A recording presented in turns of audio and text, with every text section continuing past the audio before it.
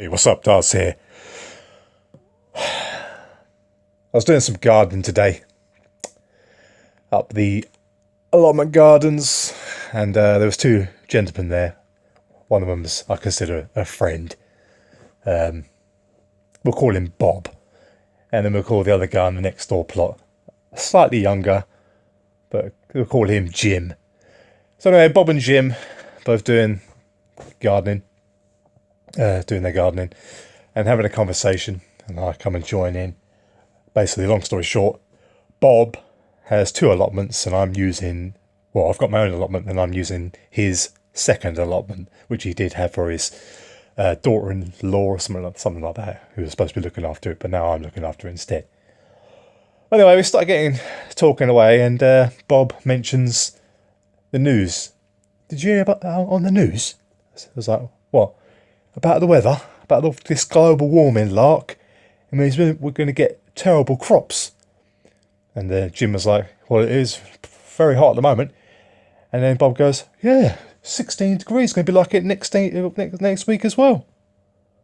I was like, yeah, well, they say it's global warming, hey? And they get, and then Bob was like, oh yeah. I said, tell you what, right, you two, right? Because them both being old gentlemen in their 70s, I said, look up at the sky, right? And they're like, yeah. I said, look at those streaks, right? Now, yesterday I was sitting here and I saw basically it looked like hopscotch or a game of noughts and crosses. There's like two lines going across the sky, right? And then directly, almost like squares, three lines going through it. So it's like a crisscross across the sky, yeah, in a square patterns. I didn't have my camera with me because otherwise I would have captured it, right? And I'm explaining this to them. I said, I carried on doing what I was doing, gardening, doing what I needed to do. And within about an hour, what was lines had now become a mat across the sky. You can still see the slight outlines of this kind of square effect, but it now filled the whole entire sky above me, mostly. Yeah. I said it's the same today. I said all these clouds from the sky there, you see, they're all artificial, right? And Bob was like, yeah. I said, well, why isn't that on the news? Yeah, you get all these people. Do you see those children? Supposed to be like getting up against climate change. I said, but most of them people, they and kids, they just joined in for the fun. They don't really care about the climate. And Jim goes, oh yeah, definitely. And I was like, anyway, about it's the sky, right? I said, why is nobody looking up at the sky, right? We've got these kids telling us, what they think about the weather, well, they don't have a clue. I said, you two know what the weather was like, or what the sky looked like when you were my age. It didn't look like that, did it? And they're like, no. Yeah, I said, how can that not affect the sky? When I said, look, a little while ago, I did a video, okay?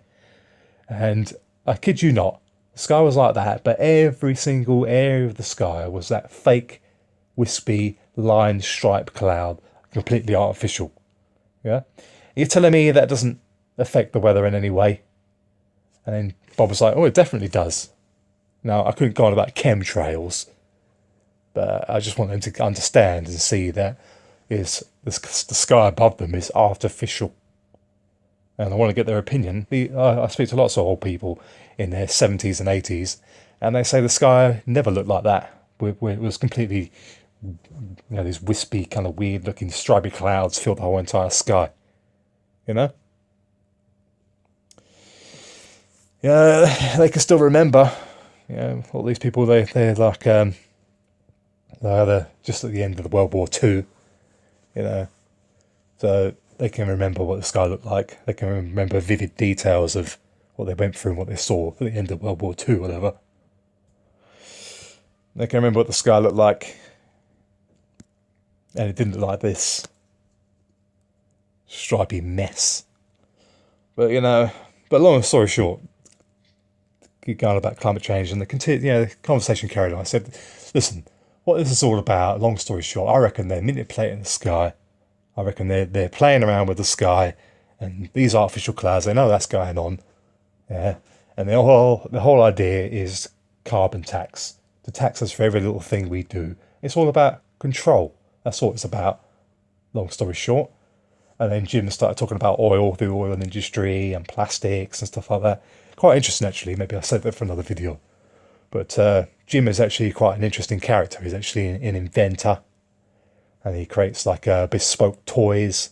And he says he's creating a maglev train at the moment. Toy train. But I won't discuss that too much. He wants to keep that under wraps. Whatever. But very interesting character. He's only just moved on to the allotment site. But anyway, maybe with his permission, I'll let him. Maybe you might let me record him, perhaps. But that's on another side note. But it's very interesting conversations I'm having with lots of people, and I'm trying to point them up to the sky and say, look, it's not natural, is it? But not go down the route of it's all our fault. We all need to be carbon taxed and stuff like that, or global warming and stuff like that. I'm just saying, look at the sky. Look at the sky. When the whole sky is filled with artificial cloud and the news and everybody else doesn't say anything about it. Doesn't even, there's not one, very rarely is it on the news. Yeah. How can you have a whole entire sky filled with artificial cloud? Because I've seen it. You get the stripes come along from the planes. Yeah. What we're told is contrails, and then they spread across the whole entire sky. Not just a little bit, the whole entire sky, and they linger for hours, right? Because Jim said, it was really difficult growing crops, and Bob said as well, he goes, we can't grow crops outside, the scientists are saying. We're not going to be able to grow crops outside anymore. That's it, and I thought, because there's probably chemicals falling down from the sky. I said, ain't got no problem growing things under greenhouses, have we? And he goes, well, that's true. Yeah, my tomatoes did well in my greenhouse. I said, something poison in the ground, maybe. But I've got to be careful what I say to these people, at the end of the day. They're not stupid, but they're not really, they're not going to say, believe the kind of, well, actually, Bob talks about a lot of things that he believes are conspiracies about what he thinks is wrong with the government. But, I've got to be careful what I say to people, end of the day. But it's my opinion that this manipulation of the sky is being allowed to happen for carbon tax, which ultimately leads to control. So we will be told what we can and can't do, and pay ever more increasing rates for our food and more taxes, stuff like that. Meanwhile, the rich 10% of the world will carry on swanning around doing whatever they like, poisoning the planet 1,000-fold to a normal individual.